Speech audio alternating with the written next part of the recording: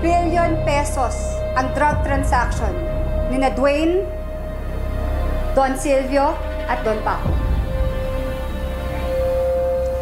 Kasama na rin ang international partner nila. Pag nangyari yun, this will be a very big milestone for the Castillos. Siyempre, mangyayari rin dyan, kasama sina Amber, Rocky, at Ruby sa transaksyon na yan. Pag nangyari yun, nasa kanilang advantage, wala sa atin.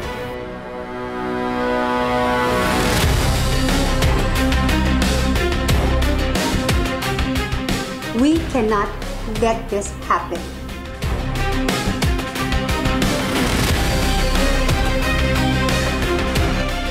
Ang location, isang bakanting lote sa north side ng Puerto Venado. 2 main entrances, north and west. Pero, kailangan nyo maghanap ng escape route just in case tumagilid. Tansya ko, meron silang 50 tauhan, pero manggagaling sa iba't ibang panig. Ang advantage na meron tayo, nagkakaisa ang puwersa natin. May elemento tayo ng supresa, kaya kailangan natin gamitin ito. Anong rules ng engagement? Shoot to kill.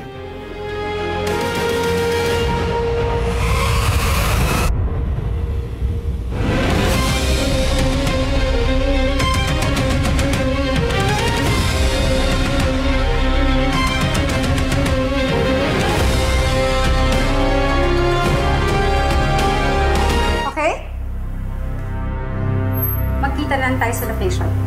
May aasikasuhin na ako. May ingat po kayo.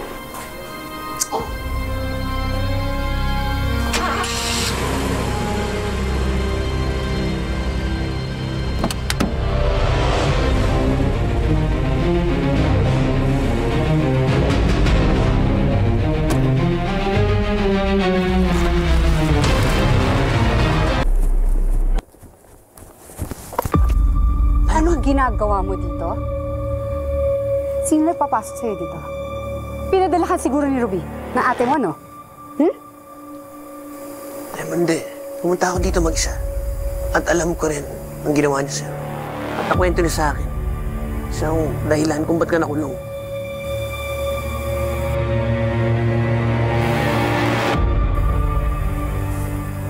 Really? Wow. That's new. Sinasabi mo honest na si Ruby? I think I'm starting to like her. A bit. Maybe not.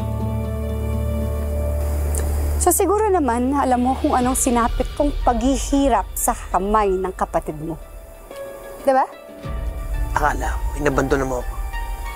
Akala ko, hindi ka tumatin. Tagal ko nag-isip ko. Pwede nangyari sa atin kung tayo nagkatuluyan. Stop being delusional, Sunny.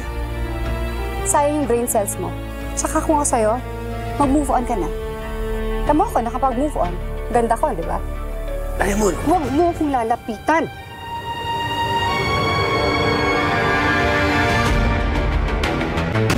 Yang kapatid mo, ate mo, malaki ang atraso niyan sa akin. Malaki rin ang atraso niya sa'yo.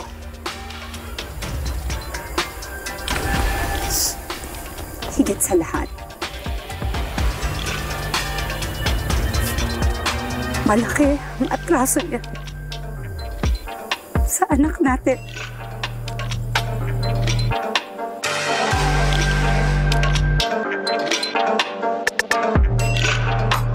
You ready to risk your life? Oo. Can see you on the battlefield.